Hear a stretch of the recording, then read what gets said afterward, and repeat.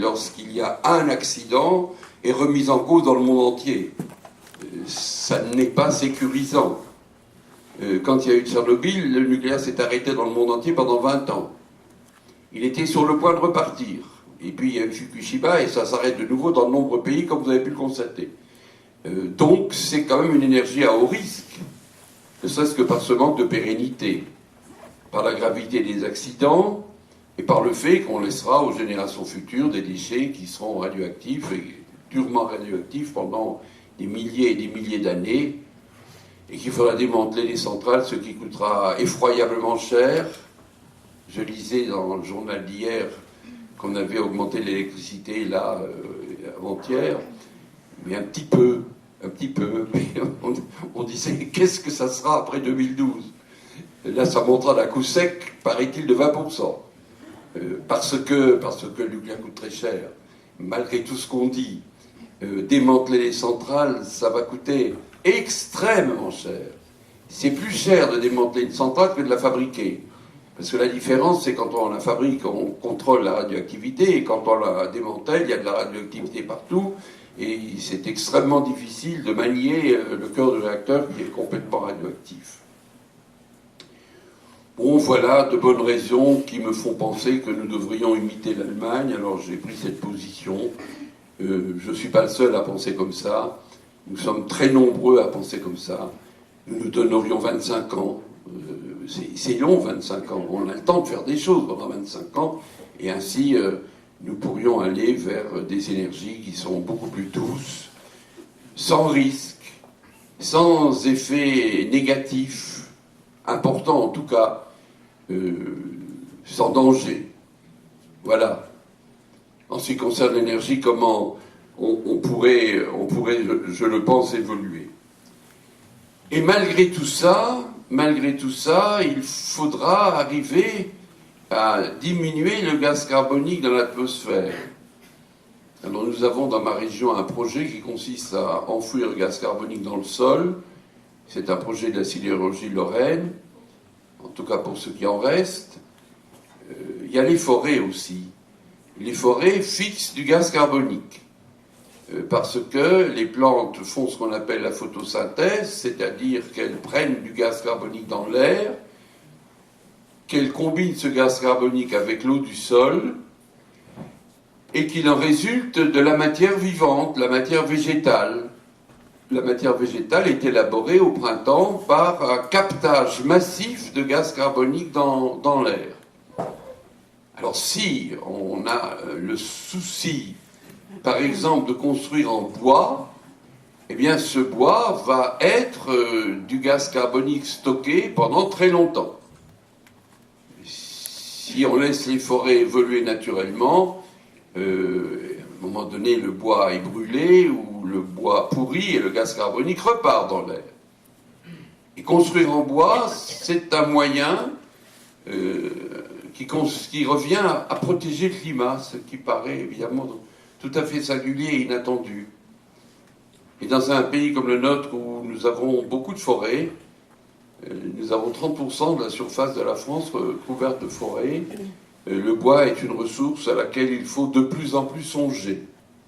Et construire en bois, c'est un matériau noble, avec une bonne isolation thermique, et surtout c'est un moyen de stocker le gaz carbonique. Alors j'insiste sur ce point aujourd'hui parce que je suis dans une région qui est évidemment boisée, encore que ce sont des bois qui sont peut-être plus difficiles à travailler que les grands bois d'œuvre que sont le hêtre, le chêne, etc. Enfin, vous avez du bois, on peut en faire des choses. Et puis nous sommes l'année de la forêt. L'ONU a déclaré cette année l'année de la forêt. Et les forêts sont des lieux où règne une grande biodiversité. C'est l'année dernière qui était l'année de la biodiversité. On parle beaucoup de la biodiversité. C'est très très à la mode.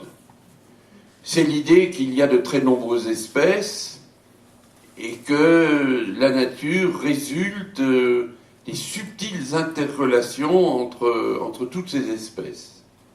Et ça fait une sorte de tricot où chaque maille est liée à la maille d'à côté, et s'il y a des mailles qui filent, eh bien le tricot se détricote. Et si la nature perd beaucoup d'espèces, des déséquilibres se manifestent à ce moment-là, et des plantes deviennent envahissantes, d'autres disparaissent. Alors quand on parle de biodiversité, on parle de ce qu'on voit le mieux, c'est-à-dire les abeilles. On disait tout à l'heure, j'ai fait pharmacie, mes études de pharmacie. J'ai commencé il y a exactement 60 ans. En 51, j'ai fait un herbier. Il fallait faire un herbier, récolter des plantes sauvages, les mettre sur des plaques de carton léger, indiquer le nom latin de la plante, le nom français, le lieu de la récolte, la date de la récolte, présenter l'herbier à l'examen et avoir une note pour son herbier. J'ai donc fait ça dans mon village de Rodemack, à la frontière luxembourgeoise, tout près de cet autre village qui est Schengen, dont on parle à tout propos en ce qui concerne l'Union européenne. Si je retourne aux mêmes endroits aujourd'hui, les plantes sauvages que j'y ai vues n'y sont plus, elles ont disparu. Elles ont disparu parce qu'on a utilisé, depuis cette époque-là, 60 ans, beaucoup d'herbicides. Et quand on dit herbicide, ça veut dire je tue l'herbe. Ben, l'herbe est morte. Ces petites plantes sauvages sont mortes. Alors il faut imaginer ma région comme très différente de la vôtre. Nous avons des champs ouverts qui ne sont pas fermés par des haies. Donc un paysage complètement différent. Et quand on répand des herbicides, il n'y a pas des haies où les plantes pourraient se réfugier. Donc elles y passent. Et dans ma région, la perte de biodiversité est considérable. Considérable. Alors on pourrait dire, mais qu'est-ce que ça peut faire? Si les petites fleurs sauvages ne sont plus dans les moissons, il y aura peut-être plus de blé, et ça ne fera de mal à personne. Mais si, ça fait beaucoup de mal aux abeilles. Parce que les abeilles se nourrissent du nectar et du pollen de ces petites fleurs sauvages. Et quand elles ne sont plus là, les abeilles sont mal nourries. Et on a découvert très récemment, que les abeilles avaient besoin de pollen et de nectar de plantes différentes. Elles ont besoin d'un menu diversifié. Tout à fait comme nous, en fait. Nous aussi, nous avons besoin d'un menu équilibré et diversifié, et de changer le menu tous les jours. Alors les abeilles sont très mal nourries. Très mal nourries. Elles se réfugient sur les champs de colza, mais ça ne dure pas très longtemps. Après, elles vont aller sur le tournesol. Là, elles risquaient de trouver, il y a encore quelques années, le gaucho, fameux pesticide qui leur a fait beaucoup de tort. Comme elles sont mal nourries, leur immunité est faible. Et quand l'immunité est faible, on attrape évidemment toutes les maladies.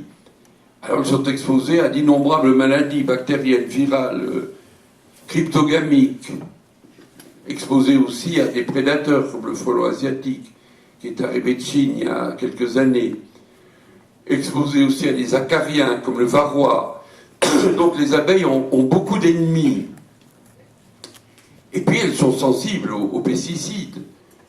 Alors on fait des efforts considérables pour fabriquer des pesticides qui ne seraient pas méchants pour les abeilles.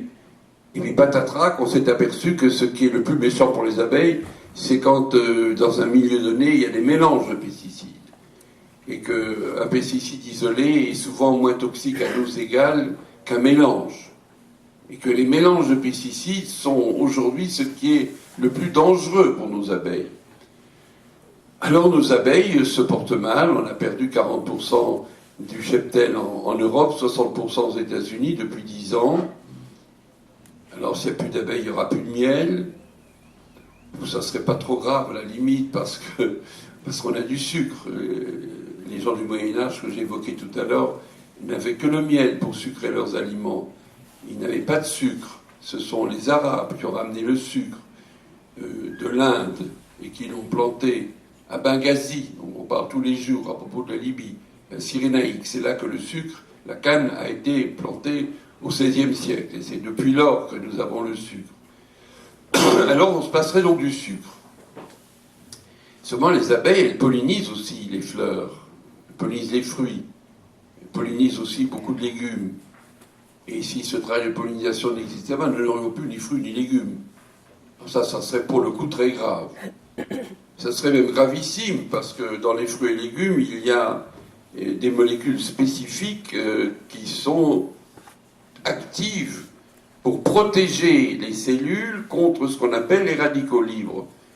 Les radicaux libres, ce sont des molécules extrêmement corrosives qui résultent de la consommation et la digestion des aliments et qui se fixent sur les tissus et les cellules et les font vieillir. Vieillir. Ça les fait rouiller, si l'on peut dire. C'est la raison pour laquelle, lorsqu'on est âgé, on a des taches brunes.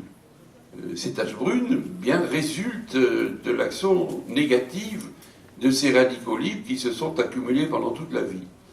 Pour freiner leur accumulation, il faut des fruits et des légumes. Ce sont les seuls antidotes. Donc il faut effectivement consommer 5 fruits et légumes tous les jours, comme on vous le dit, c'est très sage, c'est très raisonnable.